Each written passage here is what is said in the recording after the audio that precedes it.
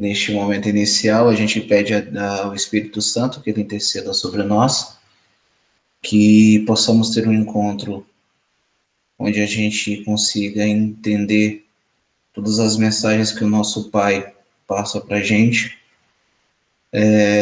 Pedir pelo dia do catequista hoje, dar os parabéns, Lu, pelo seu dia, pelo nosso dia. Pelo nosso dia, parabéns, Jair.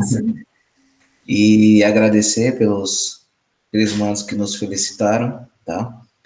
É muito prazeroso ter vocês aqui com a gente nesse domingo. Eu sei que não é fácil, assim como não é para a gente, não deve ser para vocês também estar participando de um encontro em pleno domingo, quando vocês poderiam estar fazendo outras coisas que para a nossa vida mundana trariam mais benefícios, né? Mas a gente tem que cuidar também do nosso lado espiritual, né? E é muito importante ter vocês conosco aqui, batalhando para que fiquemos mais próximos de Deus. Então, eu gostaria de agradecer a vocês, né, por fazer parte dessa turma de Crisma. Estou extremamente ansioso para tê-los vocês de forma presencial e conseguir fazer uma catequese mais, como é que eu posso dizer, mais afetiva. É um termo diferente, mas é algo mais próximo, né? Porque a distância dessas telas acaba atrapalhando a forma como a gente gostaria de estar trabalhando com vocês, mas a gente entende que é um momento, e esse momento vai passar, se Deus quiser, e até lá a gente vai ter oportunidade de nos encontrar e colocar tudo que a gente passou para trás, lembrar isso como apenas algo que já passou e tocar nosso encontro normalmente. Eu queria pedir pela saúde de cada um de vocês, pela nossa saúde também, os catequistas, para que a gente consiga sempre permanecer nesse caminho de fé e de luta. Vamos começar com a oração que o Pai nos ensinou. Pai nosso que estais no céu, santificado seja o vosso nome. Venha a nós o vosso reino, seja feita a vossa vontade, assim na terra como no céu. O pão nosso de cada dia nos dai hoje. Perdoai as nossas ofensas, assim como nós perdoamos a quem nos tem ofendido.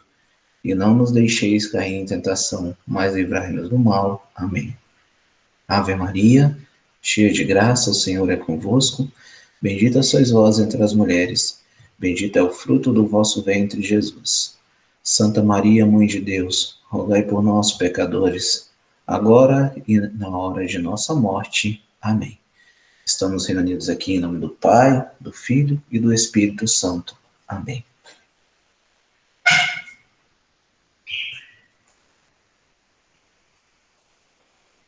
Bom, a gente continua ainda falando da Eucaristia, porque nós fomos até uma parte, porque a gente juntou o sacramento à própria missa, né? Então, nós temos uma parte dela, vamos relembrar aqui rapidamente, um domingo de missa como é. A gente chega, o padre faz o sinal da cruz, e aí, logo em seguida, nós temos o ato penitencial, né? Para que a gente lembra que vocês que Gerson até falou do pecado mortal, que a gente não pode tomar a Eucaristia em pecado mortal. E esse ato nupcial, olha só, esse ato penitencial, ele nos permite tomar a Eucaristia se a gente não tiver com pecado mortal mesmo. E a Assembleia toda reza, né? É porque normalmente agora vem música, mas é uma oração. A oração é: confesso a Deus Todo-Poderoso e a vós, irmãos e irmãs, que pequei muitas vezes. E aí, as 4 formas: o pensamento, palavra, atos e omissões. Por minha culpa, minha tão grande culpa.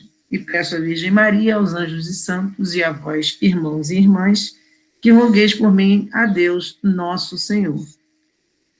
Nos domingos, excetuando a quaresma, né? É o tempo de quaresma, a gente então também reza o Glória a Deus nas alturas. Esse você também vem agora, normalmente vem como música, né? Mas o glória, eu rezei para vocês aqui o ato penitencial, porque tem muita gente que diz que não conhece, mas o glória vocês conhecem, até porque a música do glória é o próprio glória, geralmente. Glória ao Pai Criador, aí ele vai cantando tudo, vai cantando exatamente como é a oração em si. E aí a gente, então, começa com duas orações que eu quero dizer duas passagens do Evangelho. A gente tem, isso é geralmente, eu estou falando, tem as exceções, né? Festas da paróquia, dias específicos, dias de Nossa Senhora, Natal, Natal, Paixão, mas eu estou falando do geral, do comum.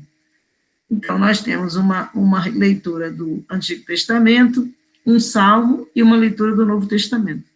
Logo em seguida, a gente tem o Evangelho. Depois do Evangelho, vai vir a consagração, então, que é onde a gente parou. A consagração, então, naquele momento, Deus está sempre presente na igreja, presente fora da igreja, ele é presente constantemente, tanto que ele é chamado de onipresente, presente em todos os lugares e presente constantemente. Mas o Filho de Deus, Jesus, então, fez um momento específico da missa para que ali, naquele momento, sim, a gente possa comungar do corpo de Cristo. É diferente de estar presente em todos os momentos, em todos os lugares. Naquele momento ali, nós podemos tomar a Eucaristia, comungar o corpo e sangue de Cristo. Então, isso foi feito aonde? Na própria Bíblia, pelo próprio Jesus. Eu vou pegar aqui a Bíblia, porque eu me enrolei com essa internet, eu estava com ela na mão, larguei ela lá em cima da mesa. Espera que eu vou pegar, rapidinho. Pronto, já peguei. Eu tinha marcado direitinho, e aí eu comecei a ficar nervosa, que não conseguia entrar. Então, veja bem, vamos aqui, tem duas situações aqui dentro do Evangelho de Mateus aí que fala isso bem legalzinho, para a gente entender bem. Repara que o pão não tem fermento, o pãozinho é sem fermento. Por que ele é sem fermento? Porque, olha, Mateus diz assim, no primeiro dia dos ázimos. Quem são os ázimos? O primeiro dia da semana que se comia pão sem fermento, são os ázimos. Então, está no Evangelho mesmo. Por isso que o pãozinho, que é a hoxa, é daquela forma, sem fermento. É um pãozinho fininho, não é? Ele não tem fermento. Então, o primeiro dia da semana em que se comia um pão sem fermento era normalmente aquele que se seguia à refeição pascal. Então, no dia dos pães ázimos, no primeiro dia dos ázimos, os discípulos aproximaram-se de Jesus dizendo, onde queres que te preparemos para comer a Páscoa? E ele vai dizer, ao cair da tarde, ele pôs-se à mesa com os 12. Então, os pães ázimos, então, portanto, a hoxa é sem fermento. Por que é vinho? Porque é uma referência sempre a Jesus, fala do vinho da videira, e é o sangue dele. Então, o que há de semelhança com o sangue, quando a gente olha o Novo Testamento, é o vinho mesmo, né? E coloca-se um pouquinho de água. Vocês reparem lá que o padre coloca só um pouquinho de água e mistura. Sabe por que um pouquinho de água? Porque no Apocalipse 17, 15, se eu não me engano, deixa eu ver.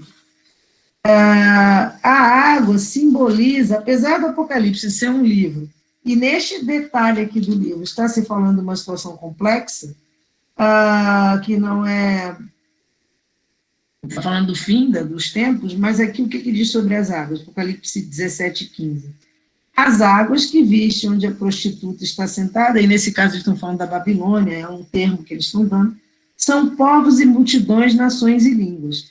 Então, quando tem a mistura da água, povos e multidões, a água simboliza ali o povo, pode ser essa simbolização do povo, junto com Jesus. A comunhão do povo com Jesus. Que povo? O povo fiel, o povo da Assembleia, o povo que está na igreja, com Jesus. E, por outro lado, também, quando Jesus morreu, saiu do corpo dele água e sangue. Inclusive, o água e sangue, a gente fala sobre este elemento dessa situação de água e sangue no batismo. Mas aqui, pelo Apocalipse, a água significa o povo todo. Então, o povo ali se une em comunhão junto ao Cristo. E tem que ser mais vinho do que água. Reparem lá na missa, como ele põe só um pouquinho de água. Por que mais vinho do que água? Porque o vinho vai se misturar na água. Então, o homem foi criado com que finalidade? Viver a vida divina. Não que ele vai virar um Deus, ele não vai se misturar com Deus. Deus é Deus, o homem é um homem, sempre será assim. Mas ele vai viver a vida junto com Deus. Então, é essa simbologia, né? É esse o sentido, melhor dizendo, que se quer dar a esse ato ali naquele momento.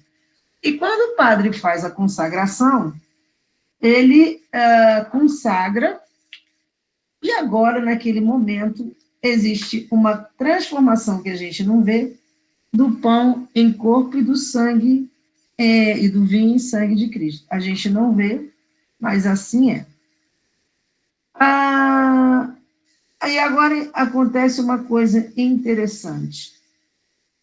Mesmo que esse ministro seja um sacerdote indigno, um pedófilo, por exemplo, na hora em que ele consagra, ele recebeu, pedófilo ou não, ele recebeu uma ordenação. Ele é ordenado, ele é um padre. E naquele ato ali, ele representa, ele age na pessoa de Cristo, independentemente dos pecados dele, porque a ação dele como ser que age na pessoa de Cristo, quer dizer, como Cristo, o próprio Cristo, ele não pode invalidar nenhum daqueles atos que foram feitos por causa do sacramento em si. Então, por exemplo, se ali, ele naquele ato, mesmo com todos os pecados dele, ele consagra, ali está o corpo e sangue de Cristo. Tanto é que vocês podem observar que na igreja, o cara, ele é pedófilo, ele roubou, ele não sei o que lá, está excomungado, mas ninguém falou, olha, então de agora em diante o batismo que ele fez não tem valor, o casamento que ele fez não tem valor, as eucaristias que ele consagrou não tem valor. Vocês nunca ouviram falar isso. Nem vão ouvir.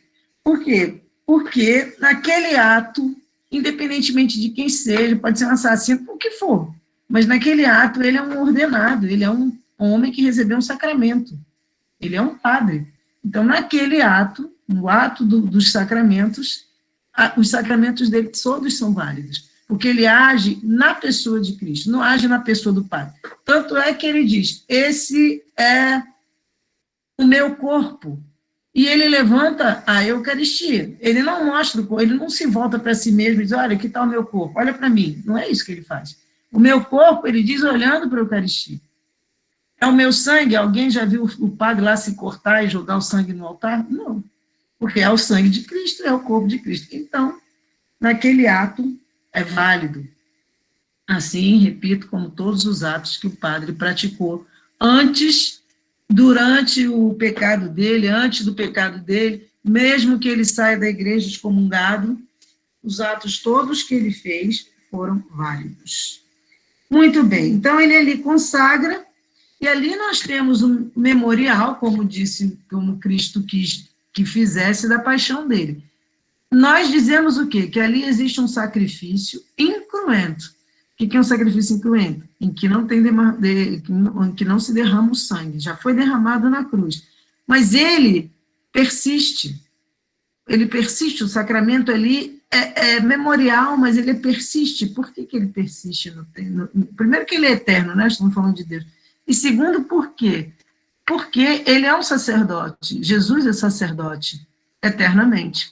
Então, ele eternamente vai pedir por nós. No momento aqui, em questão, digamos, em relação a nós que estamos vivos aqui, ainda somos pecadores, ele pede pelos nossos pecados. Ele vai pedir sempre ao Pai por nós, porque ele é um sacerdote em eternidade. Então, aqui, esta questão de sacerdócio em Jesus é eterno. Tudo em Jesus é eterno, ele é Deus, não é?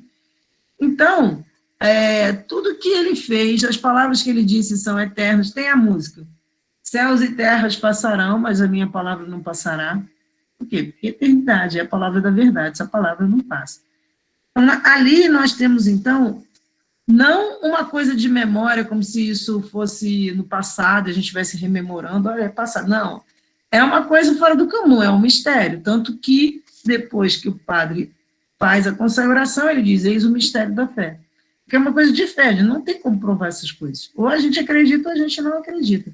Mas naquele momento ali, então, se refaz a paixão, e Cristo está, como disse Padre Pio, em paixão até o final dos tempos, em razão dos pecados dos homens, e, ao mesmo tempo, nós temos ali uma ceia, que depois vai ser o momento da comunhão. Então, a Eucaristia, ela tem vários nomes. Ela tem nome de sacrifício, porque ali você está tendo ali a paixão, morte. O que é a paixão? É o sofrimento, morte e ressurreição. Morte, até a morte. Ressurreição não é mais a paixão, né? A gente fala assim, mas não é. Ressurreição já saiu do sofrimento. Mas então você tem o sofrimento e a morte de Cristo. Ao mesmo tempo, você tem a ceia, que também é outro nome da Eucaristia, então o nome pode ser sacrifício. É ceia, é Eucaristia, é ação de graças, é comunhão, é Santa Missa, Santíssimo Sacramento. Todos esses nomes nós damos para a Eucaristia. São nomes que são dados através dos tempos e que querem dizer uma única e mesma coisa. Muito bem. Depois disso, então a gente vai para o ofertório, né? Vocês se lembram direito. E o padre, então, faz aquelas orações pelo Santo Padre, orações pelos fiéis, orações pelos que já morreram, orações, em algumas missas faz orações, missas específicas, não é? Pelos judeus, faz orações pelas almas do purgatório, enfim, ele vai fazer tantas orações até que chega o momento da comunhão em si. Naquele momento da comunhão, a gente costuma dizer que há ali uma comunhão dos santos e com os santos, porque a gente não vê, mas o que se diz é que naquele momento o céu está todo presente na Eucaristia, naquele momento da comunhão, porque ali estão aqueles que foram para o céu, os santos, a comunhão com os santos, esses santos que estão no céu, os anjos celestes. É que a gente não vê nada disso, mas a doutrina diz que sim, que esse momento é esse momento da comunhão, porque a igreja é conhecida por ser a igreja militante, que é essa nossa, a igreja padecente, que é das almas do purgatório, e a igreja, como é que a gente chama? Não é a fulgurante, não, mas enfim, é um termo parecido, daqui a pouco eu lembro, que significa, então, essa igreja que é a eternidade dela. Agora eu esqueci o termo. Igreja militante, padecente, esqueci o termo. Daqui a pouco me lembro. Então, nesse momento, essas igrejas todas estão unidas. Por isso que a gente diz sobre a comunhão dos santos. E aí chega, então, o momento da Eucaristia, o momento em que nós tomamos a Eucaristia, recebemos o corpo e o sangue de Cristo. E aí, lembrando do que foi dito na semana passada, quem o faz em pecado mortal, faz e, vamos dizer assim, come comida, né? E se joga na própria danação, vamos dizer assim. Quer dizer, a pessoa se coloca numa situação de risco de ir para o inferno. Evidentemente que você tem até o último momento para se arrepender, mas fazendo isso, dessa forma, você se coloca num grande risco, porque pode morrer de repente. Lembra que o Jailson contou na semana passada do tio da esposa dele, que repentinamente morreu quando foi caçar? A gente nunca sabe quando é o último dia, né? Então, a gente não pode brincar com a vida como se ela fosse durar. Eu acho que eu não vou morrer hoje. Mas não sabe quando é que a gente vai morrer. Nós não podemos nos colocar em situação de nos perdermos pela eternidade. Isso tem que ficar muito claro para vocês.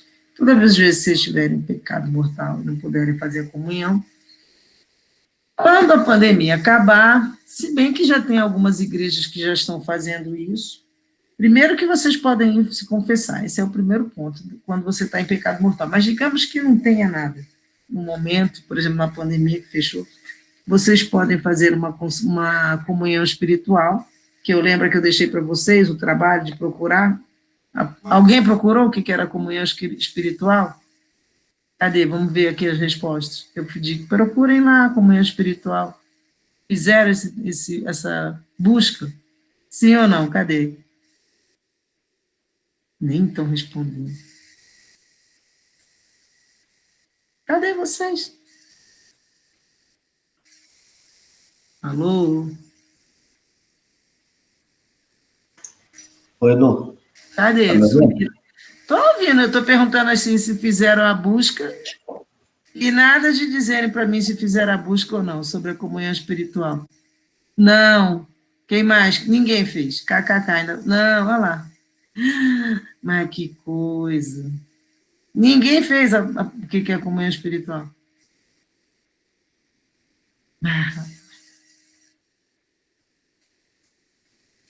Já isso. Pesquisa no Google rapidinho aí, vamos lá. Vamos. Vai, vamos fazer Google. O que é a comunhão espiritual? Todo mundo esqueceu. Ah, pois é, tá vendo. Vamos lá, gente. Vamos pesquisar agora Vai, no Nelson, Google. procura o que é a comunhão espiritual, vai. O que é uma comunhão espiritual? Vamos ver. Já está procurando? Eu não, estou deixando eles procurarem. Ah, vamos lá. Vamos procurar aí, que o Jailson falou para vocês procurarem no Google o que é uma comunhão espiritual. O dever de casa vai ser feito agora.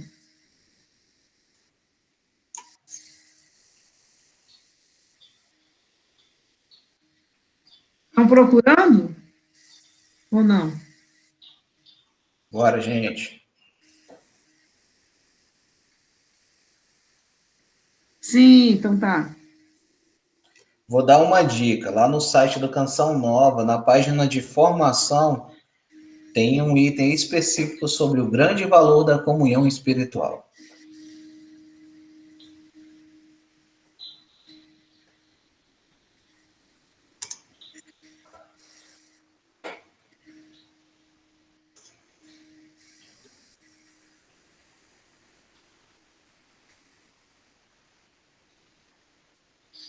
Nada ainda?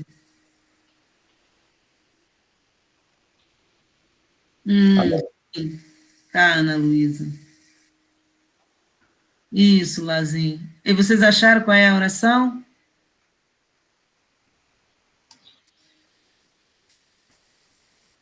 De quem é a oração?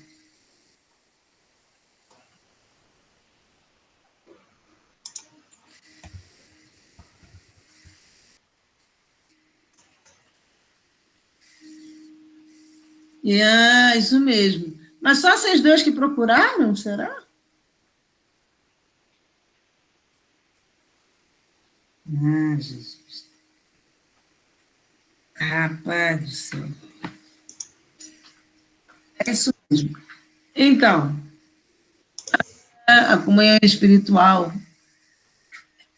por exemplo, na pandemia, que muita gente vê pela televisão, e ao Jailson botando aí o link, que a gente vê pela televisão, que você não pode receber pela televisão nada, né?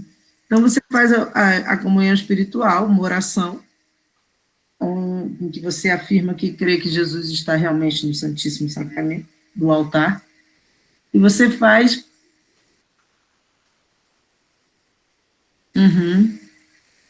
Exatamente. A oração aqui de Santo Afonso de Ligório. Aqui é indicada. Não sei se você faz uma também no seu próprio íntimo, né? É a comunhão espiritual. Mas quando a gente está na missa, ali é a comunhão ao vivo e a cores, né? Carne e sangue de Jesus. E aí? Ele está em todas as hóstias, em todo o vinho, e é um mistério da fé. Em todas as igrejas, em todas aquelas hóstias, está presente Jesus. Por isso que quando cai no chão, é uma coisa terrível, porque caiu Jesus no chão. A comunhão na mão é muito complicada, porque às vezes cai no chão mesmo. Cai em fragmentos, às vezes, por exemplo, quando o padre quebra a hóstia, ele quebra a hóstia, lembrem que ele quebra a hóstia para, quando ele coloca, levanta isso, o mistério da fé, ele quebra a hóstia. Às vezes ele quebra bem bonitinho, no meio, mas tem vezes que não, saem uns pedacinhos e ele levanta. Ali, se ele dá, às vezes, aquela hóstia para alguém, ali tem uma coisinha tão pequenininha, que são os fragmentos, que ela é muito fininha, e às vezes cai no chão. Então, receber a hóstia na mão tem essas coisas, de deixar cair no chão, enfim. Mas permite agora que se receba na mão. Antigamente era só comunhão na boca. Enfim, então, naquele ato ali, a gente recebe a Sagrada Comunhão. E o que eu estava falando é que se vocês não tiverem pecado mortal, se vocês estiverem em pecado mortal, podem fazer uma comunhão dessa forma, mas a primeira providência que vocês têm que fazer é procurar um padre para fazer a confissão. Mas vocês podem, por exemplo, na oração pessoal, já que não podem tomar a Eucaristia, pensar assim, infelizmente não encontrei o padre, por exemplo, não posso comungar, mas creio que o Senhor está ali na Sagrada Eucaristia. E nós temos aqui na 606 Sul, na L2 Sul, o Santíssimo Sacramento. É uma igreja mesmo. A igreja, os pecados mortais são todos aqueles que você faz contra os 10 mandamentos. Aqueles todos que você infringir ali são pecados mortais. Então, tem o Santíssimo Sacramento, que é uma igreja, que tem a exposição do Santíssimo Sacramento 24 horas. O nome dela mesmo é Santíssimo Sacramento, na 606 Sul. Eu hoje até ia passar lá, mas depois eu não passei, porque para eu estar aqui, eu vou muitas vezes à missa às 10h30 da manhã. Aí a missa acaba mais ou menos meio-dia, e às 11h30, 10h30, entre 11h30 e meio-dia, e o Santíssimo Sacramento tem uma missa às 11 horas. Então, eu sabia que não estaria exposto, porque na hora que você celebra a missa, você não expõe o Santíssimo Sacramento. Então, não deu para eu ver. Mas essa semana eu vou ver se já voltaram à exposição do Santíssimo Sacramento. Não é na missa, ele fica exposto 24 horas. Então, nesse momento, é o momento em que nós estamos em comunhão, e aí é interessante que nós estamos em comunhão com todos, não é só com Deus, efetivamente, nós estamos em comunhão com todos, porque todos são membros da igreja, todos estão, os que tomam ali a Eucaristia, estão ligados naquele momento, especificamente naquele momento, ao Cristo, é uma ligação com o Cristo, uma vez que a gente toma a hóstia, e nós somos filhos de Deus no Filho. Se a gente pensa assim, bem, Jesus é Deus, mas também tem a característica de ser o único Filho de Deus, é o único gerado por Deus, mas nós que somos batizados temos uma filiação divina, uma filiação adotiva, mas é a filiação divina, adotiva, mas é a filiação divina, não é isso? Então, sob certo aspecto, nós podemos dizer há uma irmandade entre nós e Cristo. Ele como filho, o filho primeiro e o filho único de Deus, e nós como filhos adotivos. Então, nós temos uma comunhão com Deus no Filho, que é o Filho Jesus. Então, naquele momento ali, essa comunhão se torna quase que perfeita. Ela, da parte de Deus, é perfeita. Da nossa parte, ela naquele momento é perfeita, mas uma vez que a gente ainda tem uma caminhada pela frente, a gente pode, uma hora, dizer, olha, eu não quero mais saber dessa igreja, eu vou me embora daqui. Aí a gente meio que corta essa comunhão, né? Dessa forma ali, da comunhão eucarística. Mas naquele momento, que a gente não está falando de momento nem depois, nem antes, estamos falando naquele momento a comunhão é assim. Com o Filho de Deus, que também é Deus, então é uma comunhão com o Filho, então se eu tenho uma comunhão com o Filho, eu tenho uma comunhão com o Pai. Tenho uma comunhão com o Pai no Filho. Então, por exemplo, quando a gente vê, na verdade, salvo engano, se eu não me engano, se o português está certo, se eu ainda sei português, são preposições, quando a gente fala com Cristo, por Cristo, em Cristo. E o em é em mais o. Aliás, o no é em mais o. Aí dá no NO, no Cristo. Então, a igreja celebra o tempo todo por Cristo, com Cristo, em Cristo. Então, no Cristo, nós estamos na comunhão. Principalmente naquele momento ali, em Cristo, né? Então, a missa é essa estrutura que vocês veem, é um ritual, ela é assim, deveria ser, tem umas horas que os padres falam umas coisas meias assim fora do comum, mas ela é para ser feita assim em todo o mundo, em todas as nações. E a missa é a mesma em todas as nações, excetuando dias como, por exemplo, da padroeira, da igreja, que aí ele faz uma missa específica, Nossa Senhora do Rosário, aí é Nossa Senhora do Rosário. Santa Clara e São Francisco, aí é a festa. Aí é missa específica. Mas no dia a dia, as missas são idênticas em todas as nações. Se você não sabe falar a língua, você vai lá para o Paquistão, lá, não sei falar.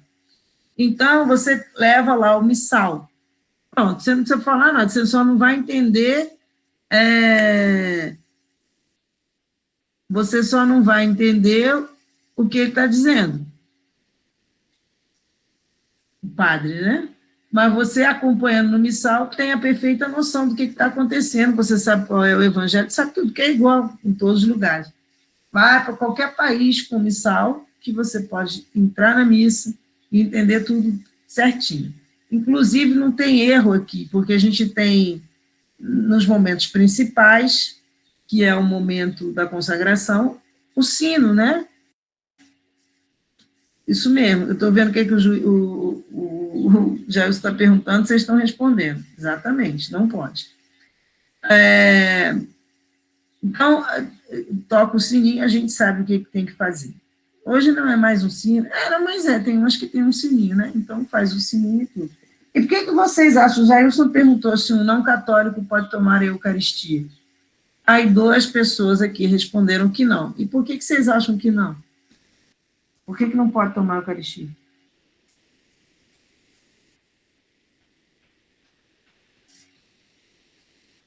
Vocês acham que não e tem que dizer, eu acho que não, por quê?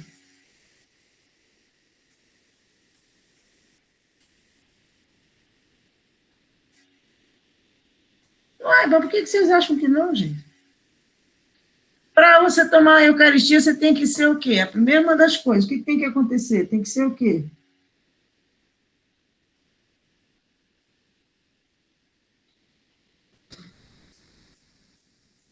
Isso mesmo, não é batizado. Isso mesmo. Ele não é batizado. Então, para você tomar a Eucaristia, você tem que ser batizado. Se ele não é católico, ele não é batizado. Então, ele não pode tomar a Eucaristia, ele não pode tomar a Eucaristia nem fazer nenhum sacramento, ele não pode participar de nenhum. Nem fez a primeira comunhão, exatamente. Mas o primeiro de todos é o batismo. Ele não é batizado, ele não pode fazer nada. Depois de batizado é que ele vai poder participar de todos os sacramentos. Agora, tem gente que participa da primeira comunhão e não acredita em nada daquilo. Né?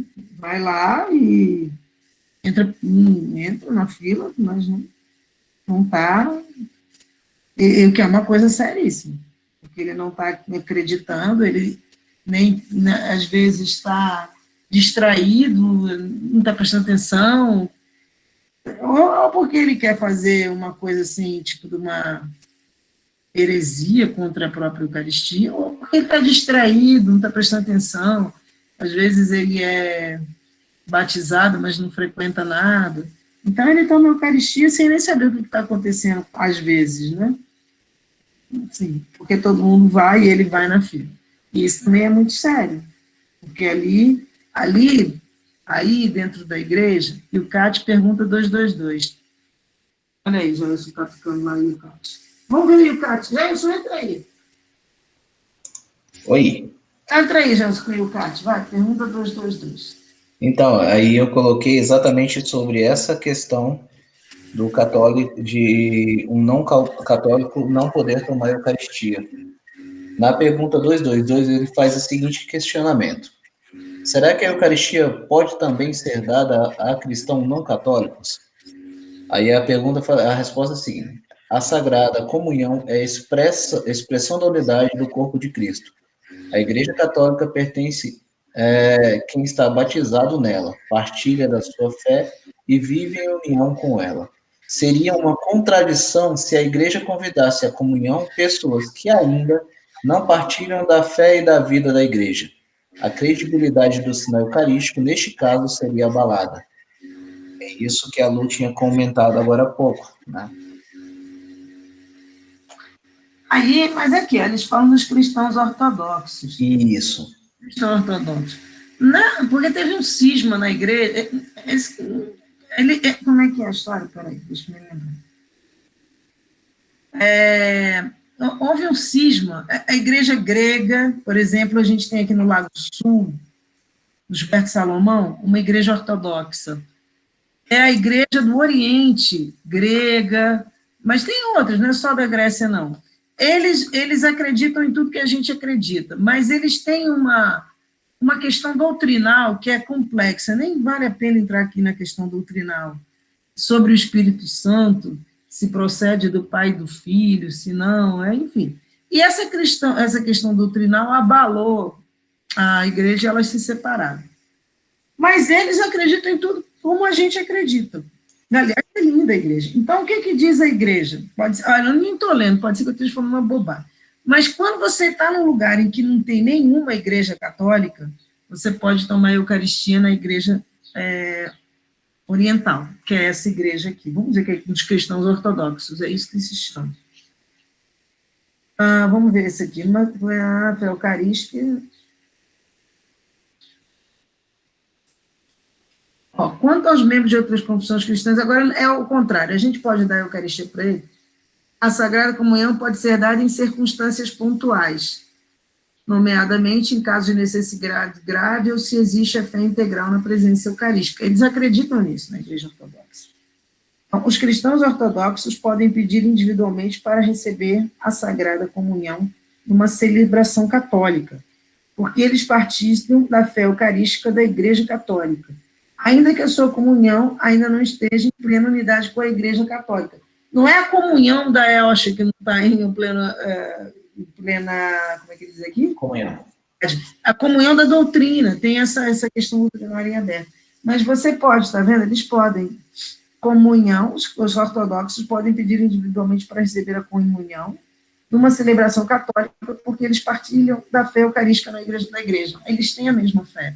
Então, é uma questão de que... Então, uma vez eu vi um padre dizer, isso eu ouvi um padre dizer, você está em algum lugar que não tenha nenhuma igreja católica, mas tem uma ortodoxa, você faz ali a sua oração e pode entrar na fila da comunhão. É a mesma fé, nesse sentido é a mesma, assim como eles também, segundo aqui, podem participar da nossa Eucaristia. Vamos, Joyce, vamos olhar aqui a Eucaristia aqui. O que temos aqui? Vou aqui agora do início. A gente começou mais tarde mesmo, né?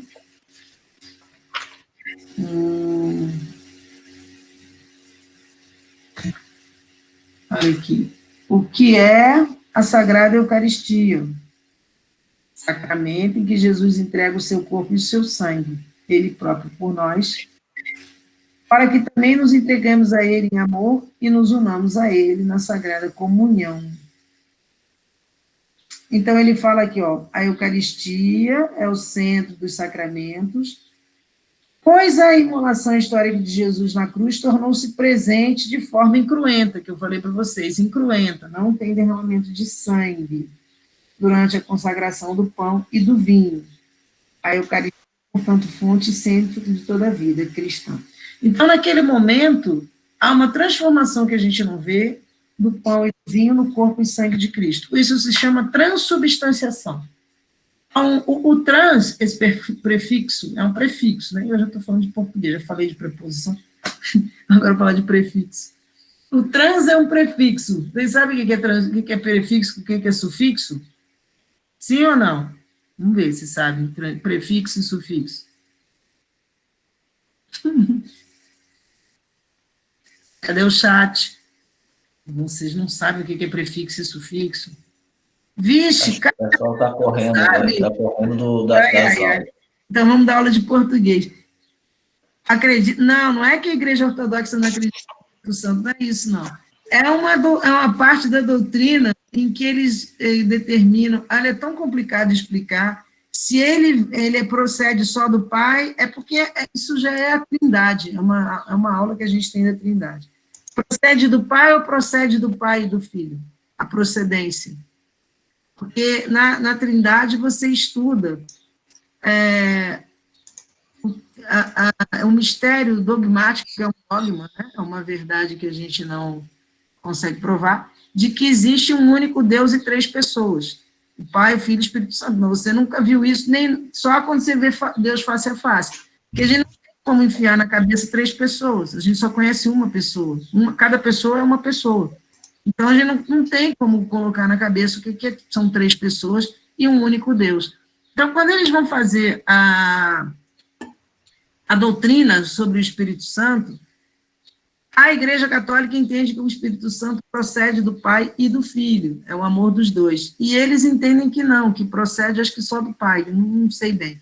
Mas não é que não acredite, é uma maneira de fazer uma doutrina de uma coisa que é um dogma, na verdade, que não tem uma explicação, não tem como você explicar tintim por tintim, uma vez que não é nem visível e nem explicado por nós mesmos, a gente não entende.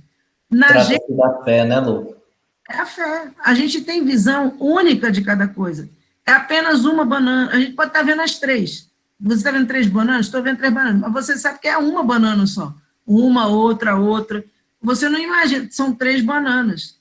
Mas você não imagina aquilo em uma coisa só. E não tem isso.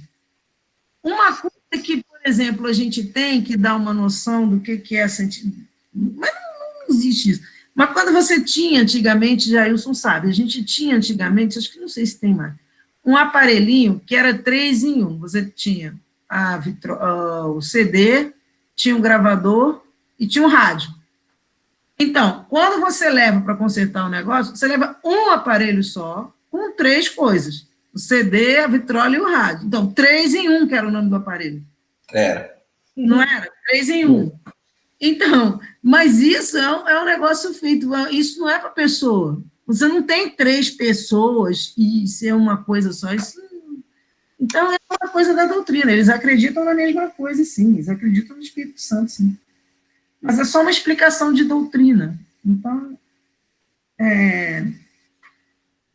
vamos voltar lá, na pergunta que eu fiz. Vocês sabem o que é sufixo e prefixo? Ou não? Ou já não sabem? Ou não aprenderam ainda? Não? Esqueci. Quem mais? Por favor, respondam para mim. Vocês sumiram, isso sim, só 2 de 3 que estão falando comigo, 4, conosco, comigo e com o Jair. Cadê o resto? Cadê seu Felipe, seu Gabriel, cadê? Beatriz, Vitor? Não, Vitor está falando. Cadê, quem mais? Cadê, gente, vocês? Giovana? Aqui, sabe o que é sufixo e prefixo?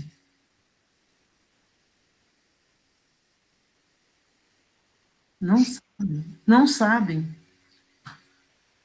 Meu Deus. Em português, eu não se explica nem mais português para vocês. Existe uma coisa que vem fixa, que vem fixa na frente de uma palavra. Você tem é um pré-fixo. O negócio já está dizendo, é fixo, fixo. E ele está pré. Ô, Lu, para simplificar, vamos pensar o seguinte: vocês sabem me dizer o que é um prefixo de um telefone? Pois é, um prefixo de um telefone. Vocês sabem o que é isso? Quando a gente pergunta, alguém liga para você e fala assim, beleza, qual que é o prefixo? O que é um prefixo? Esse é o resultado de aula online? Não, mas isso você só está online há 6 meses, isso eu já devia saber. O prefixo no numérico lá do telefone? A operadora? Não. DDD. Não. O DDD é o DDD. A operadora é TIM, Vivo, não sei o que. Isso que é a operadora. Vamos pensar da seguinte forma.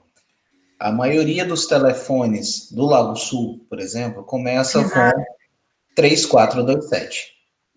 Esse é o prefixo. São os primeiros números que são fixos, que é exatamente pré-fixo, entendeu? Antes do restante da numeração que diferencia cada número um do outro. Por exemplo, São Sebastião, 3335 ou 3339. São os dois prefixos de São Sebastião. E o que é o sufixo? Já que vocês agora entenderam o que é um pré-fixo, agora vamos pensar no sufixo. Não, no final, mas aí no sufixo não tem, no telefone não tem sufixo. Uai! Os últimos. Vamos lá, vamos para as palavras que é mais fácil. Então, o pré-fixo, como o Jair já falou, o negócio está na frente e está fixo. Os do meio, não tem nada no meio, é no final. Mas em número, no telefone não tem. Vamos para as palavras. Então, você tem, por exemplo, assim, um sufixo que se repete. Agora está no sufixo, né? Por exemplo, dade. Você tem comunidade, felicidade, ansiedade. Esse dade que está se repetindo no final é um sufixo. Ele é um final repetido. O que mais? Felicidade, já falei. Vamos ver outro. Agora não estou me lembrando. Vamos para os prefixos, daqui a pouco eu lembro. Lembrei o que é. Então, mas eles têm uma explicação. Esse dade significa o quê? Aí eu já não me lembro mais. Eu me lembro do trans. Por exemplo, no trans é prefixo. Vê aí, já isso, o que o dade significa. Não lembro mais. O trans é um prefixo. Ele vem na frente de quê? Transporte, transubstanciação, que é o que acontece ali na Eucaristia. Transsexual.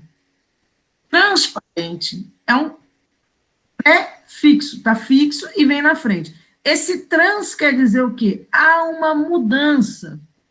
Então, quando você pensa na palavra transeunte, é aquele que está atravessando a rua. Ele está mudando de lugar, está partindo de um lado para o outro. O transporte, você usa o transporte para sair de um lado para o outro.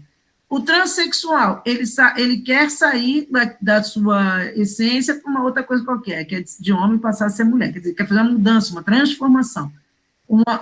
Ele muda, ele está andando, como se diz, é um caminho que ele vai percorrer para chegar lá a ser o sexo que ele visa ser. Na transubstanciação, há uma mudança. Então, esse trans indica uma mudança de situação, um caminho que você está percorrendo também para mudar de situação. Você está de uma situação e vai para outra. Você pega um ônibus, você está numa situação e vai mudar. Vou para outro lugar agora. Mudei daqui, fui para outro canto. Não é uma mudança de carregar a mala e cuia. Mudei. Eu estava no São Sebastião, agora estou no, sei lá, no Lago Sul. Mudei de lugar. Mudei, atravessei a rua, mudei de pista, atravessei a rua. Transubstanciação, mudou da água e do pãozinho para corpo e sangue, e do vinho de água não, do vinho e do pão para sangue e corpo de Cristo. Mudou a substância, embora veja. Então, é o prefixo. O dade significa o quê, Jailson? Você foi procurar? Dade, pelo que eu estava vendo aqui, vem de senilidade. Eu estou só confirmando aqui. Referente a um substantivo abstrato.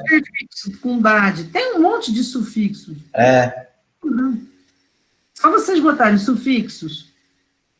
Não, isso. O detalhe é o seguinte, quando você vai estudar sufixo e prefixo, existem uma série de documentos específicos para tratar exclusivamente dessa questão. É algo muito grande, que não daria para a gente explicar para vocês agora em poucos minutos. Mas eles entenderam o que é aquilo que vem para trás. Principalmente em relação à transfiguração, tudo que a gente está tratando agora nessa temática, eu acredito que eles ficam mais claro para eles agora, né? Por exemplo, o sufixo homossexualidade. Olha quantos com dade. Ih, o cachorro está latindo aqui. O ismo, geralmente, ele é usado com coisas políticas, como se diz, comunismo, capitalismo, coisas que dizem respeito à nação. Comunismo, é o ismo. O ismo é um sufixo. Eufemismo, né? Hã? Eufemismo. Aí já é outra situação. O eufemismo não é bem mais a situação de... Ó, sufixo de cristianismo também é ismo, sufixo ismo. Alcoolismo. Então, nessas duas que eu falei, comunismo e capitalismo, a coisa está referente à nação. Tem o sufixo mente, permanente, ente, permanente, diariamente, e tem o mente também, permanente, tem diariamente, tem um monte, isso é que é sufixo. Aí, quando você estuda português, você vê o que cada um quer dizer. Aproximadamente, permanente, constantemente, é o sufixo mente.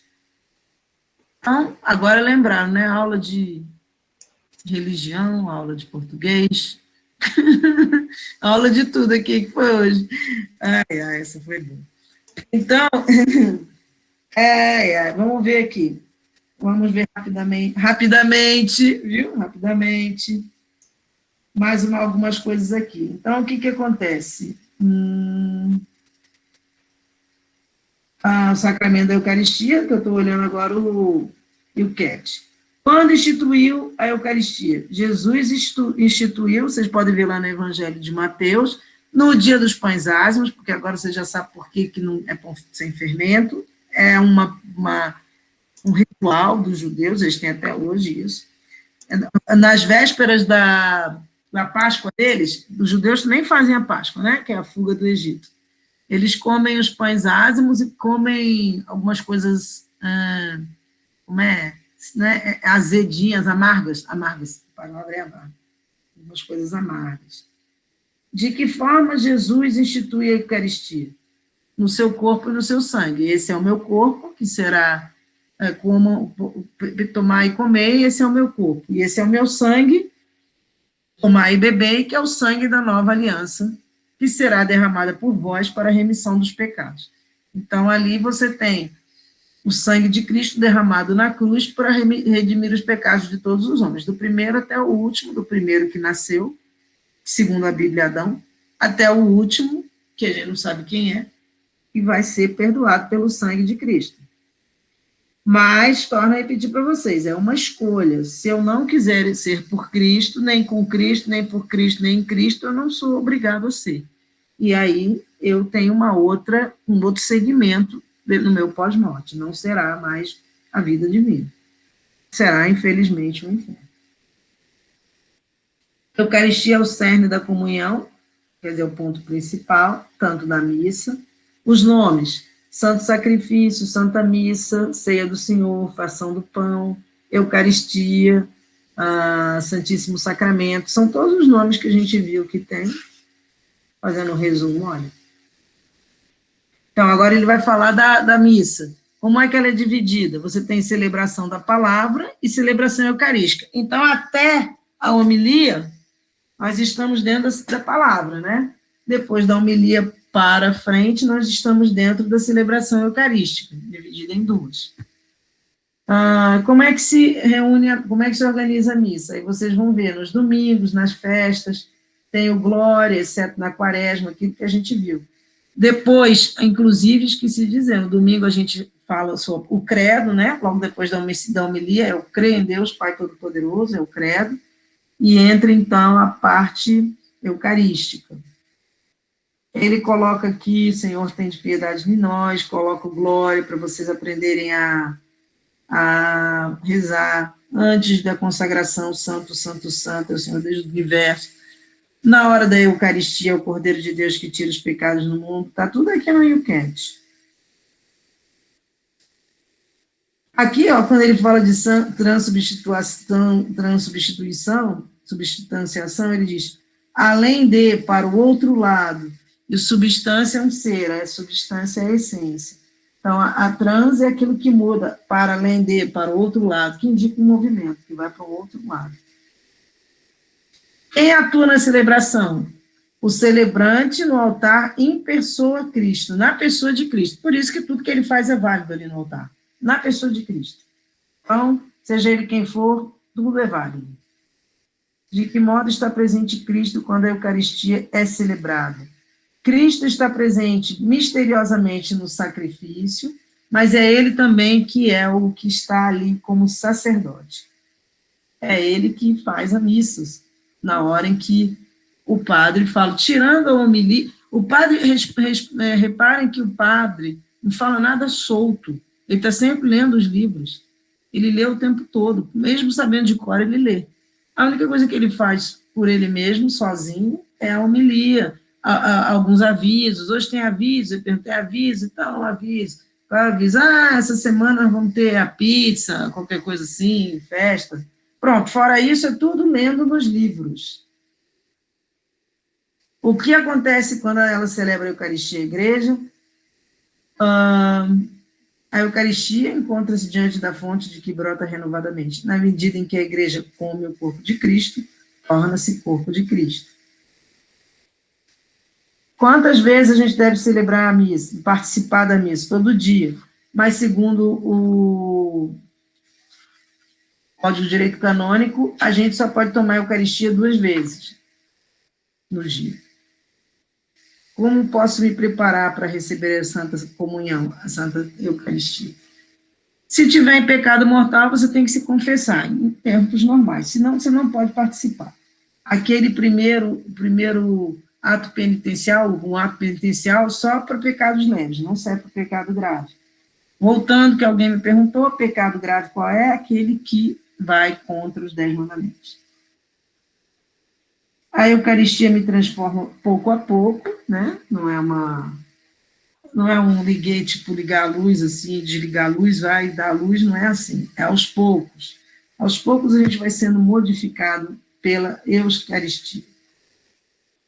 Ela é uma antecipação da vida eterna, antecipação, mas como eu também posso, durante a minha vida, me desligar da igreja, isso vai ficar por conta de cada um de nós, o que é que a gente vai fazer até o final da nossa vida.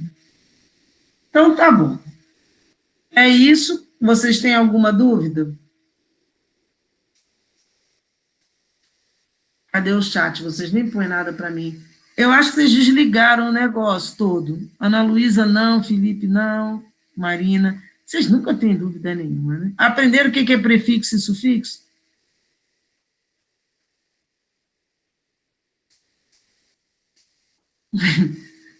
Ai, meu Deus do céu. Mas tem que procurar aí na internet, depois ou no livro de português, o que cada um significa, que cada um tem um significado. Mente é o quê? Idade é o quê? Isma é o quê? E vocês vão procurando os significados. Cadê vocês que sumiram? Até Jailson sumiu daqui hoje. Eu estou por aqui. Apareceu. Jailson está trabalhando enquanto a gente está fazendo aqui os negócios. Jailson disse que está lotado de trabalho. Ainda está lotado de trabalho, Jailson? Estou sim, mas estou aqui. Estou acompanhando vocês. Mas eles sumiram hoje. Não sei o que aconteceu. Só 3 ou 4 que falam aqui no chat. Desligaram tudo. Sumiram. Jailson.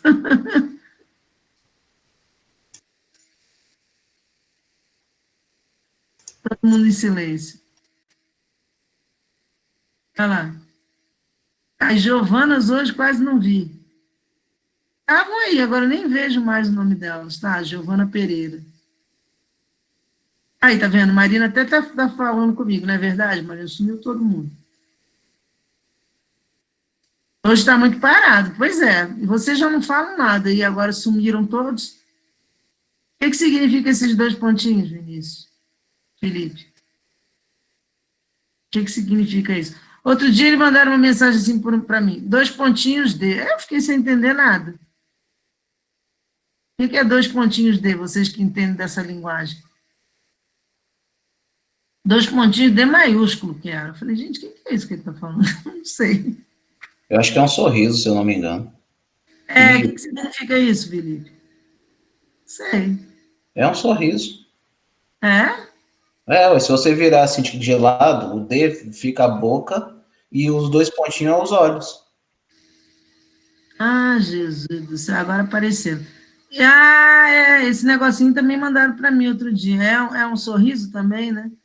Ah, gente do Eu céu. acho que o D é de boca aberta e esse outro aí é do sorriso, é uma coisa assim. Então, Giovana apareceu. Esse quadradinho também é um sorriso? Tudo isso é sorriso? Apareceu. Ah, ah. Aí a carinha triste. O P é o quê? Esse outro com o P é com a linguinha de lado, assim, deve ser. Gente do céu, vocês aprenderam S2 coração. Gente, o que é S2 coração? Jesus do céu. O que é aquele negócio com tracinho, igual e tracinho? Hoje aprenderam os sufixos e os prefixos, eu estou aprendendo esse negócio aí. Que significa a língua para fora? Esse? É? É essa língua para fora? Rapaz, tem tanta coisa aí, é tanto bichinho. Eu vou aprendendo com minha filha, que ela também vai usando isso aí. Que é isso, Giovana, pelo amor de Deus? Esse Ah, ali, o de baixo ali é um sorvete. e esse negócio de três, que é isso? Esse que tem menor que e um 3 aí é um sorvete, né? É um sorvete? Coração 3. Aquele coraçãozinho com 3 beijinhos, é isso? Coração 3?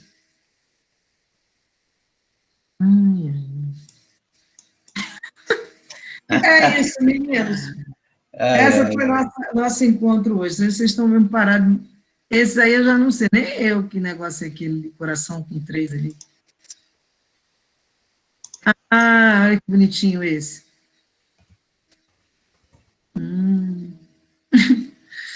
Gelson, vamos encerrar. Ah, esse está engraçadinho também, coração normal. Eu não sei onde foi parar, quer ver? Gabriel, as duas Giovanas, não sei se são as duas, Gabriel, Vitor.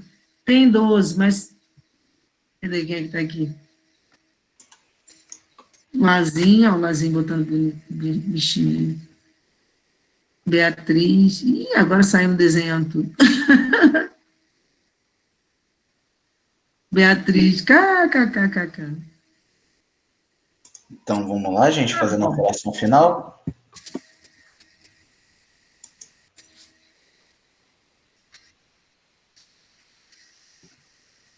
Olha, a gente teve encontro com os catequistas, né? Não, não foi encontro catequista, não, Jailson. Foi encontro com o Dom Marconi. Ele fez uma reunião. Eu estava lá ouvindo, aí a Giovana botando as carinhas. Eu estava lá ouvindo e a Irânia também estava. Ele fez um encontro com os catequistas para falar do diretório. Aí ele falou da animação do catequista. Ah, falei, mas nessa pandemia é tão difícil a gente fazer uma coisa muito animada, porque a gente fica falando, e como é que vai fazer uma coisa tão animada assim? E vocês não põem, se ele visse que eu falar, eu não vou falar nada, porque tinha muita gente também, mesmo que não tivesse, eu não ia falar. Mas a gente não vê vocês não pio, como que a gente vai fazer um negócio animado? É difícil, só quando já isso aquele negócio do mente, sei lá, que negócio que ele fala, como é que é, já isso? Mente. Exatamente, mas nem sempre a gente consegue, porque a gente precisa sentir como é que tá, como é que vocês estão, entendeu? Porque às vezes a gente está fazendo aqui animado pra caramba, mas a gente não vê o rostinho de vocês, a gente não sabe como é que vocês estão. Pode ser que vocês estejam lá com aquela cara, tipo, meu Deus. Vai ver Vai que que. nem estão ouvindo. Entendeu? Às vezes eu acho que Então, nem estão ouvindo. A impressão que dá é que vocês desligam e pronto, quer dizer, ligam ali, mas às vezes estão prestando atenção, às vezes não estão prestando atenção em nada. Aí eles assim, é porque a gente tem vergonha de ligar a câmera. Mas vergonha de quê, criatura? Até agora eu entendi que vergonha é essa que vocês têm.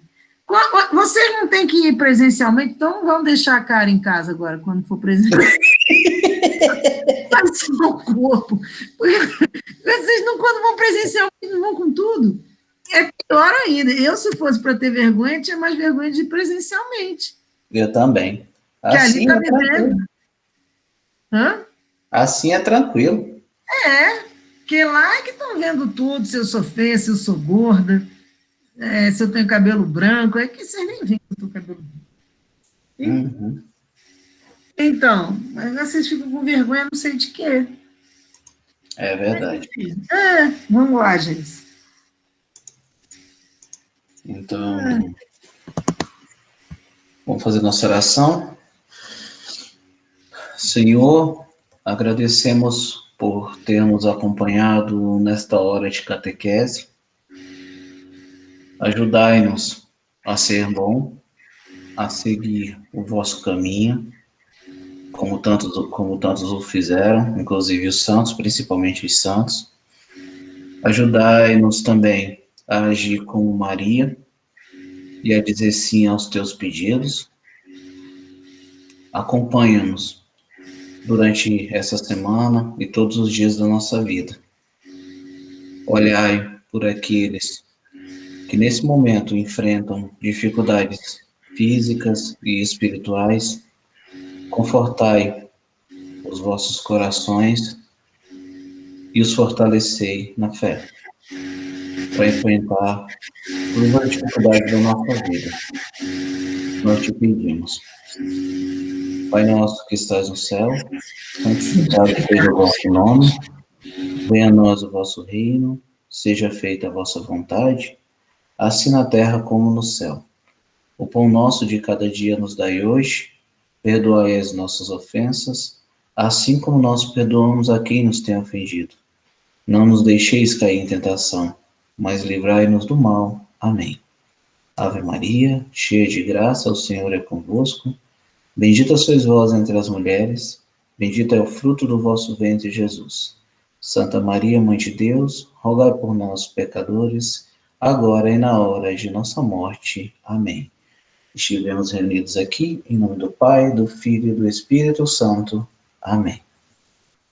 Tenhamos todos uma excelente semana e que possamos aumentar a nossa fé. Amém? Amém.